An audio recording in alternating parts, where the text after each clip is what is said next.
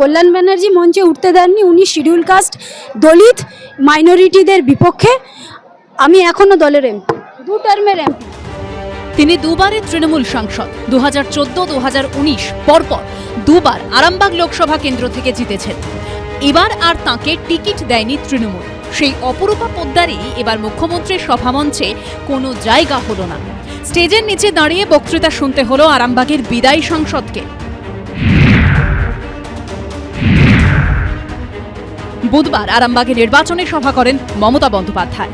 সেই সময় অপরূপা পোদ্দার মঞ্চে উঠতে গেলে তাকে নিষেধ করা হয় বলে সূত্রের খবর। স্টেজের নিচে দাঁড়িয়ে তৃণমূল নেত্রীর বক্তৃতা শোনার পর এলাকা ছেড়ে চলে যান তিনি। আমি এখনো দলের সাংসদ এবং দুবারের সাংসদ মমতা বন্দ্যোপাধ্যায় এবং সাধারণ মানুষের আশীর্বাদে কল্যাণ ব্যানার্জি এবং হরিপালের দাদা বৌদির দল আমাকে মঞ্চে উঠতে দেয়নি। এরা এইভাবেই শিডিউল কাস্ট দলিত এবং সংখ্যালঘুদের অপমান করে। আমার বিরুদ্ধে আমার সময় ব্যক্তিগত ওদের আক্রোশ আছে, আমার কিছু করার নেই। আর শিডিউল কাস্ট মাইনরিটি এগুলো আমাকে সঙ্গে শুনিয়ে কোনো লাভ নেই। সিম্প্যাথি ড্র করার জন্য এসব যারা কথা বলে সস্তা দরের কথাবার্তা বলে, ব্যক্তিগত রাগ মেটাচ্ছে, কি এসে যাচ্ছে আমার। এই ঘটনা নিয়ে সোশ্যাল মিডিয়ায় পোস্ট করেছে রাজ্য বিজেপি। তারা লিখেছে, বিধায়ক কাঞ্চন মল্লিকের পর টিএমসি সাংসদ অপরূপা পোদ্দারকেও নিজের র্যালিতে উপস্থিত থাকতে দিলেন না তৃণমূল সাংসদ কল্যাণ বন্দ্যোপাধ্যায়।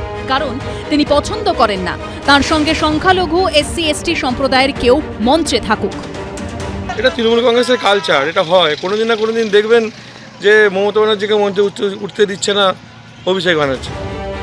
বুধবার তৃণমূল নেত্রীর মঞ্চে জায়গা না পাওয়ার পর জেলা তৃণমূল নেতৃত্বকে নিয়েও ব্যঙ্গের সুর শোনা যায় তৃণমূলের বিদায়ী সাংসদের গলায়। আমি বাড়ি থেকে বেরোতে পারছি না, তার জন্য কিছু ব্যবস্থা করে দিন। ডিস্ট্রিক্ট প্রেসিডেন্টকে দিয়ে দিন, ওনারা সবাই গুণী ব্যক্তি আছেন, দিয়ে দেবেন। আমি এখন তো পদে নেই, জানি না, বিষয়টা আমাদের চোখে পড়েনি। এটা CM এর একটা প্রোটোকল থাকে। আমাদের অনেক ওই যে সভাপতি এরাও মঞ্চের জায়গা পায়নি। অপরূপা পোদ্দারের ক্ষোভের কোনো প্রভাব কি ভোট বাক্সে পড়বে? উত্তর মিলবে 4 জুন। সোমনাথ মিত্র ও সৌরভ বন্দ্যোপাধ্যায়ের রিপোর্ট, ABP আনন্দ।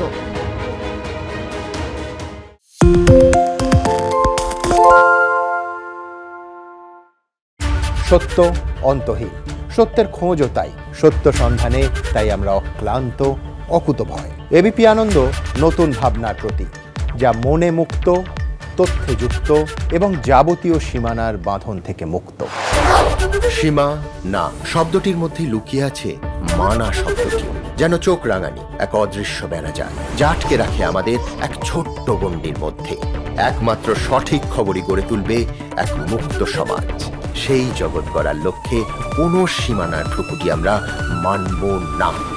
ABP আনন্দ এগিয়ে থাকে, এগিয়ে রাখে।